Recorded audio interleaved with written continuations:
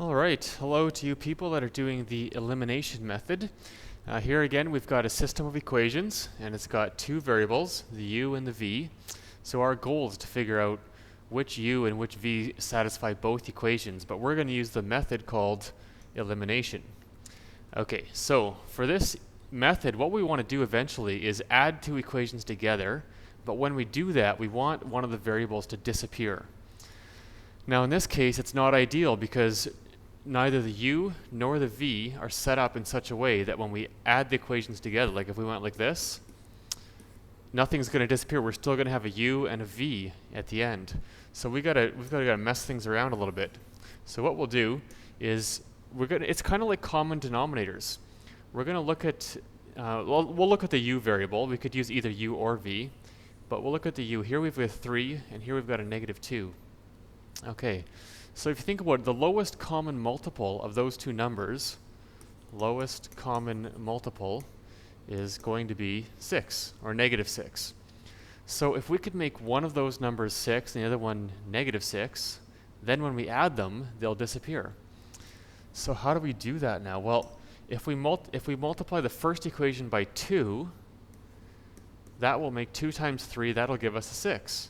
And if we multiply the second equation by 3, that will give us, the second equation will have a coefficient of -6 on the u.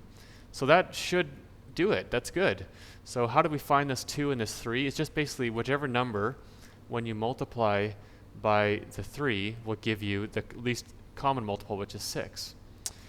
Okay, but we can't just multiply the one thing. We have to multiply the entire equation by these numbers because we want to keep the equations to be balanced. Okay, so let's write this all out then. So I'll use, for the first equation, I'll use orange. So this is the first equation now. I'll just put a little arrow like that. So we have 6u plus 22v. And this is the part people always forget. Don't forget the equal sign, or the constant number as well. 2 times 4, that's 8. Okay, and the other one I'll use purple. Hope you don't mind my color matching here. So that's -6u, which is what we want.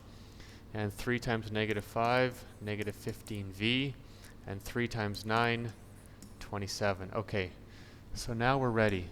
Now we've set it up in such a way that when we add these equations, you can see what's going to happen is those u's are going to vanish for us. That's what we want. Okay, 6u minus 6u is nothing. 22v minus 15v, that's going to leave us with 7v. And on the other side, we have 8 and minus 27. That's going to be negative, 8 plus 27. That's going to be positive 35, Positive 35, okay. And so therefore, we have v equals 5. Bingo, halfway done our problem already.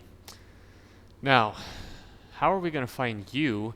We've got lots of options. Really, we want to just plug that back into one of the original equations. So either the first or the second. It doesn't matter which one. Let's just go with this first one. Okay, so we have 3u. That's the u we want to figure out. Plus 11 times the value for v that we already have. That's going to be this number right here. I'll just remove that arrow. So that's 11 times 5. And that equals 4. So no problem. Now we have one equation with one variable. We can solve it. 3u plus 55 equals 4. 3u equals, let's see, 4 subtract 55. That's -51. And yeah, I just did this same division, so I know that u equals -17. And so there's the other part of our answer. So we could basically just leave it like that. It's finished. We've got u equals -17, v equals 5. If you want to double check, think about some ways to double check. Use your calculator, verify the equations algebraically. But anyways, you basically got it. So can you please make sure you totally understand this method, because your job now is going to be to teach it to your partner. All right, good luck and enjoy.